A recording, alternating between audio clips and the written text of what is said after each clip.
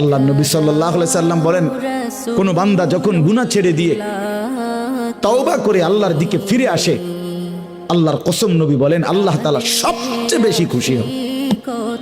আশাদ্দু ফারাহান, আল্লাহ তাআলা সবচেয়ে বেশি খুশি হয় কখন? বান্দা আল্লাহর দিকে ফিরে আসে যখন। বিতাওবাতি আবদিহি, বান্দা যখন আল্লাহর দিকে ফিরে আসে আল্লাহ তাআলা ভীষণ খুশি হয়।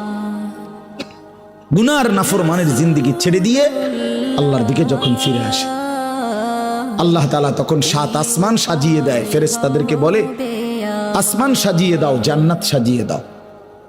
ফেরেশতারা 7 আসমান জান্নাত সাজাইয়া ফেরেশতারা জিজ্ঞেস করে, মাওলা আসমান কেন সাজাইলেন, জান্নাত কেন সাজাইলেন? তো আল্লাহ তাআলা বলে, আসলাহাল আবদু মাওলাহু, শোনো, আজ এক গোলাম যে তার মনিবকে ছেড়ে চলে গেছিল অনেক দিন, আজ সেই ভেগে যাওয়া গোলাম তার মনিবের সাথে সম্পর্ক ঠিক করে ফেলছে।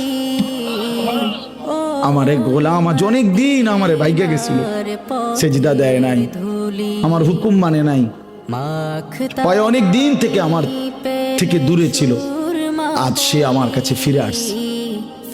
আমার গোলাম আমার কাছে ফিরে এসেছে, এই খুশিতে আমি আসমান সাজিয়ে দিলাম, জান্নাত সাজিয়ে দিলাম।